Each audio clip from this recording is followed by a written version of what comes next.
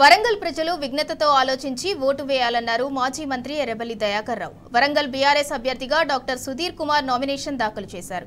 ఈ కార్యక్రమంలో పాల్గొన్న ఎర్రబెల్లి దయాకర్ రావు డాక్టర్ సుధీర్ కుమార్ మచ్చలేని నాయకుడని, బాగా చదువుకున్న వ్యక్తిని అన్నారు.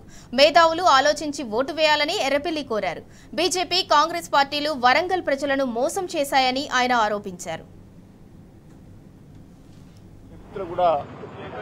ప్రజలు గాని మేధావులు గాని విశ్లేషణ చేయండి. అతని వ్యక్తిత్వం కానీ ఆయన చదువుకున్నప్పటి నుంచి కానీ ఆయన క్యారెక్టరు, వాళ్ళ క్యారెక్టర్ కూడా చూడాలి. ఎంపీ, వరంగల్ ఎంపీ చాలా ఇంపార్టెంట్. ఎందుకంటే గతంలో కాంగ్రెస్ పార్టీ 10 సంవత్సరాలు కేంద్రం నుండి మోసం చేశారు.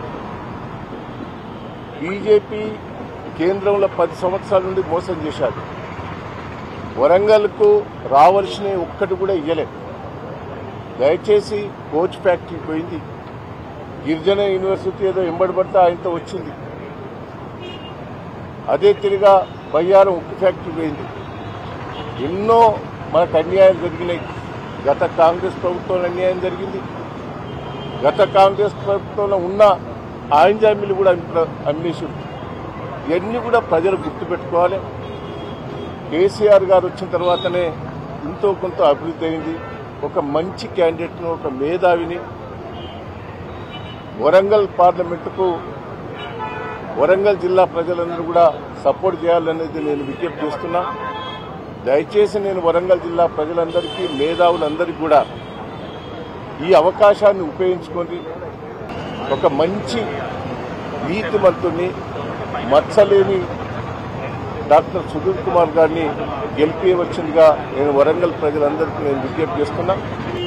గౌరవ మాజీ మంత్రి వర్యులు ఎర్రబెల్లి దయాకర్ రావు గారు, మీ అందరికీ తెలుసు, ఇక్కడ వేదిక మీద ఉన్న వాళ్ళందరూ కూడా, అదేవిధంగా పాత్రికేయ మిత్రులు, ఎలక్ట్రానిక్ మీడియా మిత్రులు అందరికీ కూడా నా హృదయపూర్వక నమస్కారాలు.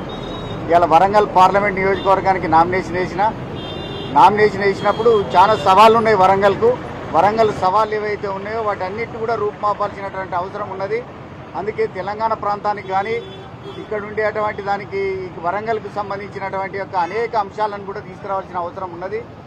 వాటిని అన్ని ప్రస్తావన తీసుకురావాల్సిన అవసరం ఉన్నది. కాబట్టి తెలంగాణ దళమై, తెలంగాణ బలమై, తెలంగాణ గళాన్ని వినిపించాల్సినటువంటి అవసరం ఉన్నది. తెలంగాణ ప్రాంతంలో వరంగల్లకు జరిగినటువంటి అన్యాయాన్ని ఇప్పుడే మన మాజీ మంత్రివర్యులు చెప్పిండ్రు.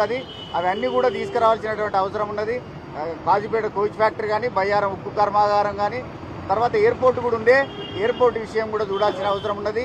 తర్వాత ఇక్కడ అనేక పరిశ్రమలు మూతపడ్డాయి. ఆ పరిశ్రమలన్నింటినీ కూడా తీసుకురావాల్సినటువంటి అవసరం ఉన్నది. కాకతీయ మెగా టెక్స్టైల్ పార్క్ ఇవాళ ఏదైతే ఉన్నదో అది కేసీఆర్ గారి ఆలోచన విధానంతో ఇక్కడికి వచ్చింది. ఆజాంజాయి మిల్లు మూతపడ్డ తర్వాత అదేవిధంగా దాన్ని పునరుద్ధరించాల్సినటువంటి అవసరం ఉన్నది. దానికోసమే ఇవాళ కాకతీయ మెగా టెక్స్టైల్ పార్క్.